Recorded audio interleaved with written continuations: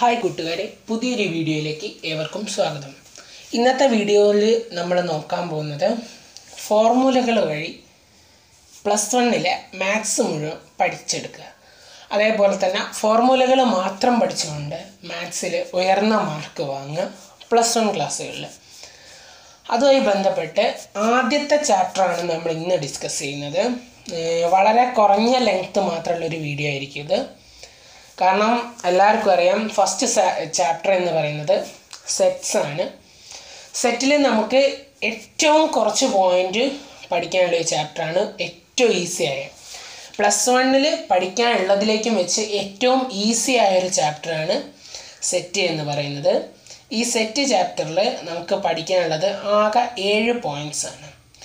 ഈ 7 പോയിൻറ്റ്സ് മാത്രം പഠിച്ചു കഴിഞ്ഞാൽ അതിൻ്റെ കുറച്ച് ഇക്വേഷൻസ്, ഒരു 6 ഇക്വേഷൻസും 6-7 ഇക്വേഷൻസ് ഇത്രയും പഠിച്ചു കഴിഞ്ഞാൽ നമുക്ക് സെറ്റിൽ വരുന്ന മുഴുവൻ ക്വസ്റ്റ്യൻസും ആൻസർ ചെയ്യാൻ പറ്റും.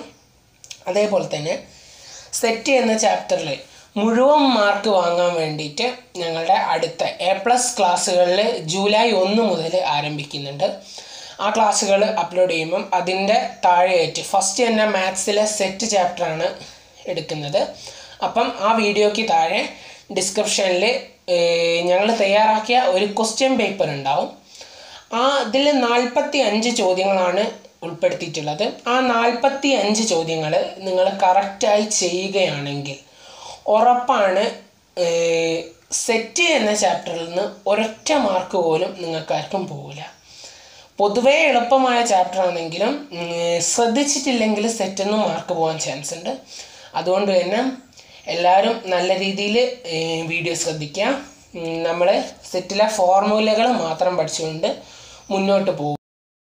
അപ്പം ഈ ഫോർമുലകൾ നമ്മൾ കറക്റ്റായിട്ട് ഓർത്ത് വെക്കണം. ആകെ 7 ഫോർമുലകൾ.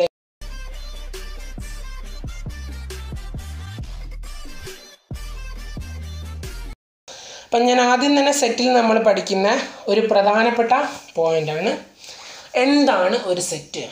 സെറ്റ് എന്ന് പറയുന്നത് A well defined collection of object. ഒരു കൃത്യമായി നിർവചിക്കപ്പെട്ടിട്ടുള്ള ഒരു കൂട്ടം വസ്തുക്കളുടെ ഒരു കൂട്ടം വസ്തുക്കളെയാണ് നമ്മൾ സെറ്റ് എന്ന് പറയുന്നത്. A set consisting of definite element is A finite set. Finite set എന്ന് പറയുന്നത് കൃത്യമായ ഒരു എണ്ണം എലമെൻറ്റുകൾ അല്ലെങ്കിൽ പദങ്ങൾ ഉൾക്കൊള്ളുന്ന സെറ്റിനെയാണ് നമ്മൾ ഫിനിറ്റ് സെറ്റ് എന്ന് പറയുന്നത്. അതേപോലെ തന്നെ നമ്മൾ ഇൻഫിനിറ്റ് സെറ്റ്, എത്ര എലമെൻറ്റ്സ് ഉണ്ടെന്ന് നമുക്ക് എണ്ണി കണ്ടെത്താൻ കഴിയാത്ത സെറ്റുകൾ ഏതാണോ അതിനെ നമ്മൾ വിളിക്കുന്ന പേരാണ് ഇൻഫിനിറ്റ് സെറ്റ്. പിന്നെ ഈ സെറ്റിലുള്ള പ്രധാനപ്പെട്ട കുറച്ച് സിമ്പിൾസ് ആണ് ഇനി അടുത്തതായി പറയാൻ പോകുന്നത്. ആദ്യം തന്നെ n എന്ന് പറയുന്ന സിമ്പിൾ. n എന്ന് പറയുന്ന സിമ്പിൾ കൊണ്ട് നമ്മൾ ഉദ്ദേശിക്കുന്നത് the set of all natural number. n എന്നതുകൊണ്ട് set of all natural numbers ആണ് ഉദ്ദേശിക്കുന്നത്.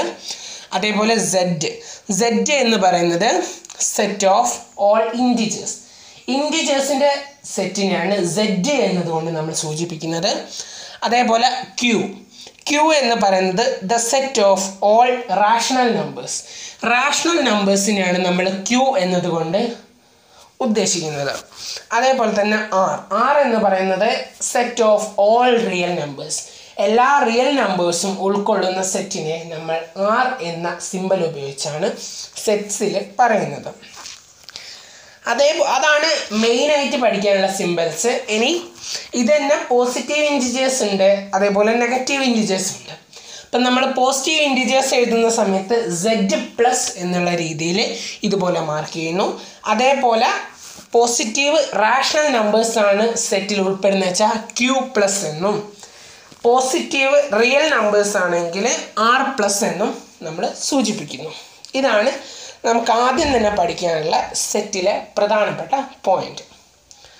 രണ്ടാമത്തെ പോയിന്റ് എന്ന് പറയുന്നതാണ് union of set. Operations of സെറ്റിൽ വരുന്ന ഫസ്റ്റ് ഭാഗമാണ് union of set. The union of 2 set A and B.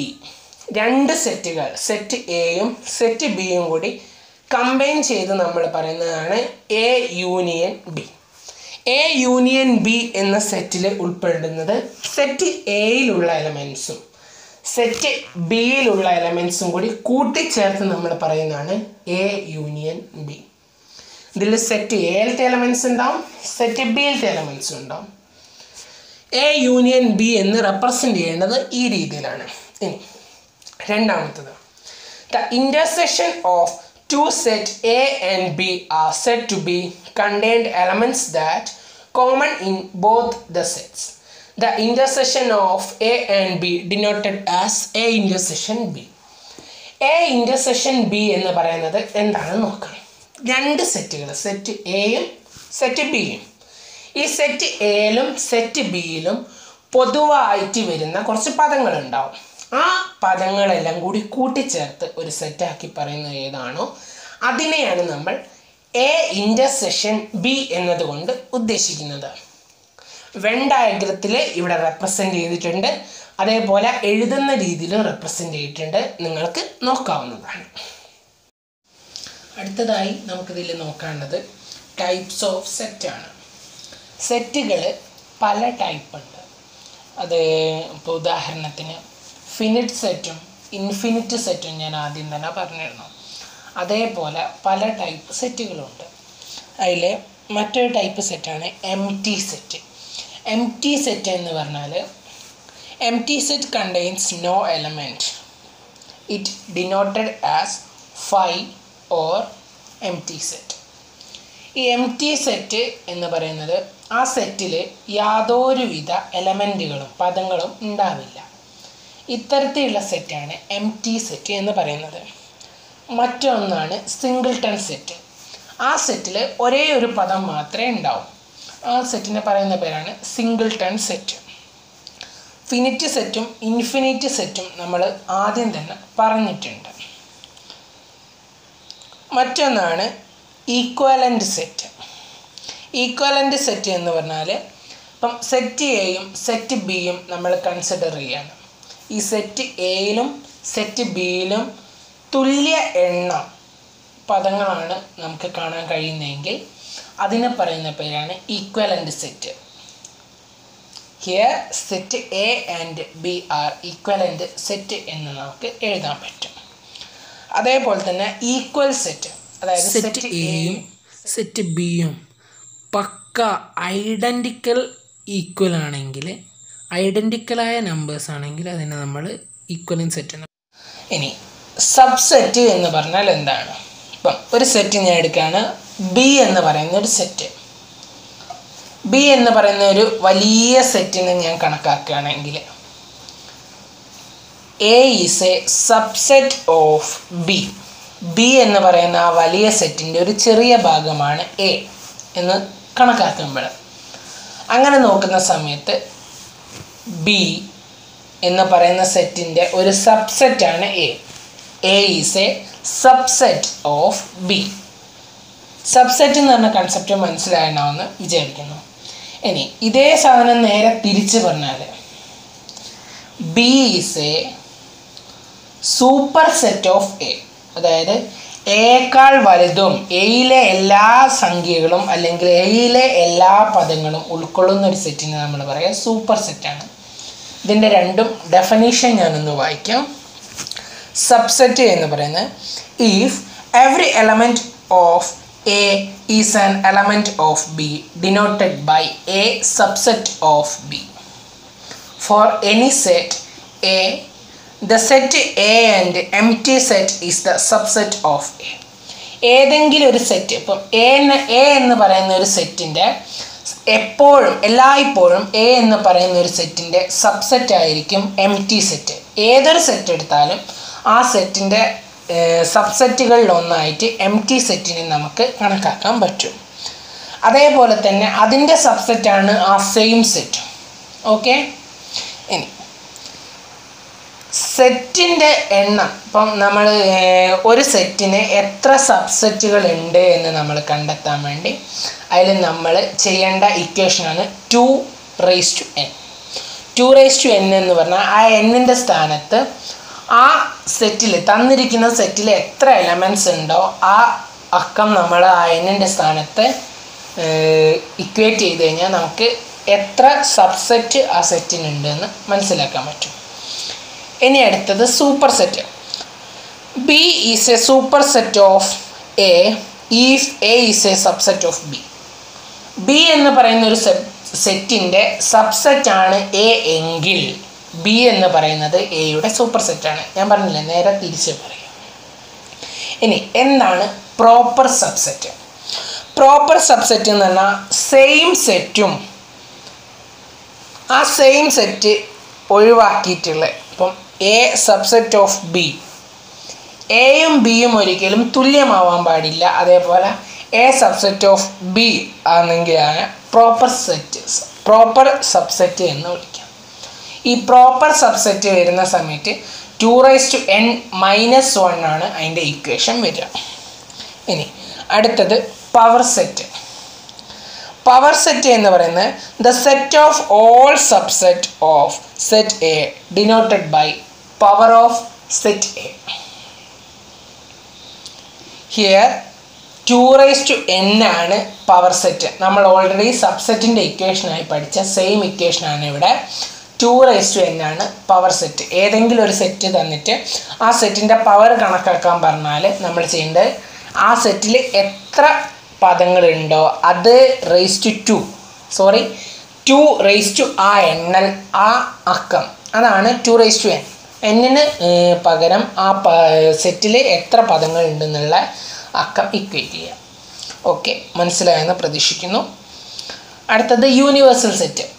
ഏത് സെറ്റ് നമ്മൾ എടുത്താലും ആ സെറ്റുകളെ എല്ലാം ഉൾക്കൊള്ളിക്കാൻ കഴിയുന്ന ഒരു വലിയ സെറ്റാണ് യൂണിവേഴ്സൽ സെറ്റ്. അത് ഞാൻ വെൻ ഡയഗ്രത്തിൽ ഇവിടെ വരച്ചപ്പം കാണിച്ചിരുന്നു. യൂണിവേഴ്സൽ സെറ്റിനെ റെക്റ്റാങ്കിൾ കൊണ്ടാണ് സൂചിപ്പിക്കുന്നത്. ആ റെക്റ്റാങ്കിളിൻ്റെ ഉള്ളിലാണ് നമ്മൾ ഏത് സെറ്റിൻ്റെ വെൻ ഡയഗ്രം വരയ്ക്കുകയാണെങ്കിലും അതൊക്കെ വരയ്ക്കുന്നത്.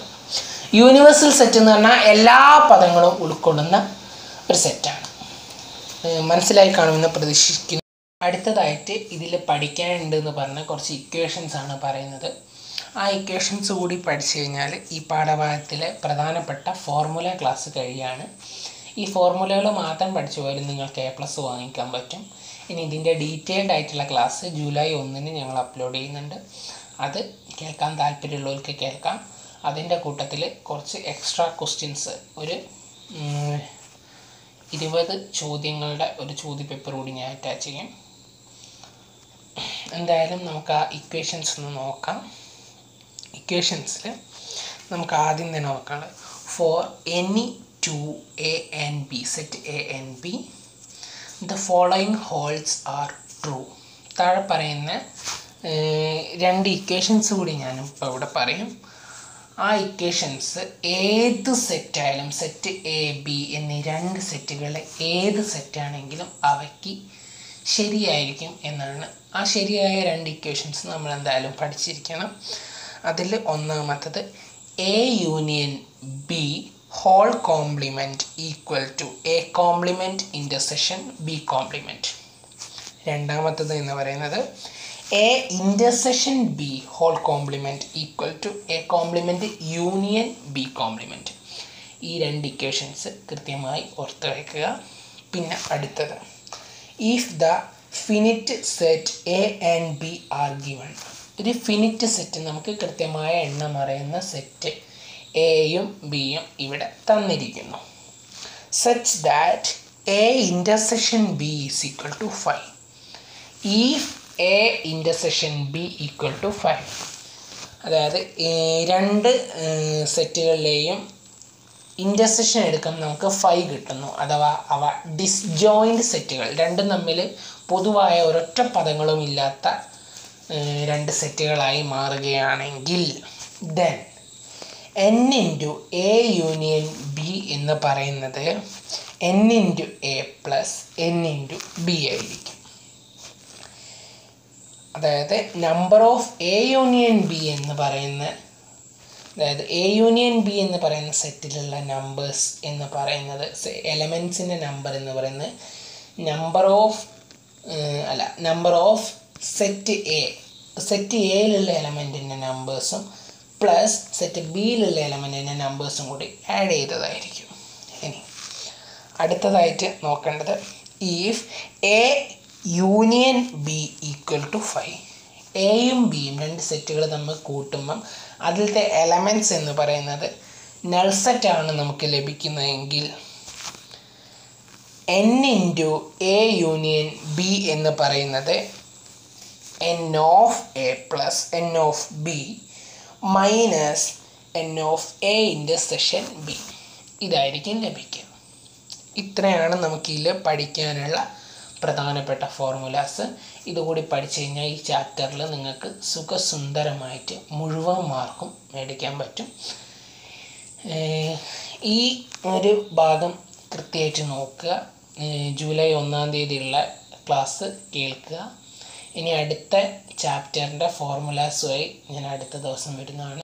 പിന്നെ ഇതിൻ്റെ ഒരു 15 ക്വസ്റ്റ്യൻസ് ഞാൻ ആദ്യം പറഞ്ഞിരുന്നത് 45 ചോദ്യങ്ങൾ തയ്യാറാക്കിയിട്ടുണ്ടെന്ന്. അതിൽ ഒരു 15 ചോദ്യങ്ങളുടെ PDF ഡിസ്ക്രിപ്ഷനിൽ ലിങ്കിൽ അപ്ഡേറ്റ് ചെയ്തിട്ടുണ്ട്. വേണ്ടവർക്ക് അതിൽ കയറി ഡൗൺലോഡ് ചെയ്യാം. ഇനി നോക്കി നേരിട്ട് സ്ക്രീൻഷോട്ട് എടുക്കുന്നവർക്ക് സ്ക്രീൻഷോട്ട് എടുത്ത് ഉപയോഗിക്കാം. എന്തായാലും ആവശ്യമുള്ള എല്ലാവരും അതൊന്ന് കയറി ചെക്ക് ചെയ്യാം. 15 ചോദ്യങ്ങളുടെ ഒരു സെറ്റാണ് ഞാനിപ്പം ഇതിൻ്റെ താഴെ അപ്ഡേറ്റ് ചെയ്തിരിക്കുന്നത്. ആദ്യമായിട്ടാണ് ഈ ചാനൽ കാണുന്നതെങ്കിൽ ഇപ്പോൾ തന്നെ സബ്സ്ക്രൈബ് ചെയ്യുക. തൊട്ടടുത്തുള്ള ബെല്ലൈക്കൺ കൂടി അമർത്തുകയാണെങ്കിൽ ഞങ്ങളെ പുതിയ പുതിയ വീഡിയോസ് അപ്പം തന്നെ നിങ്ങൾക്ക് നോട്ടിഫിക്കേഷനായി ലഭിക്കുന്നതാണ്. പിന്നെ പറ്റുമെങ്കിൽ എല്ലാവർക്കും ഒന്ന് ഷെയർ ചെയ്ത് കൊടുക്കുക. നിങ്ങളെ കൂടെ പഠിക്കുന്നവർക്ക് എല്ലാവർക്കും ഷെയർ ചെയ്ത് കൊടുക്കുക. എല്ലാവർക്കും ഒരു ഉപകാരപ്രദമായ വീഡിയോ ഇരിക്കും എന്ന് പ്രതീക്ഷിക്കുന്നു. എന്തായാലും it's me Neeraj Sureshan signing off.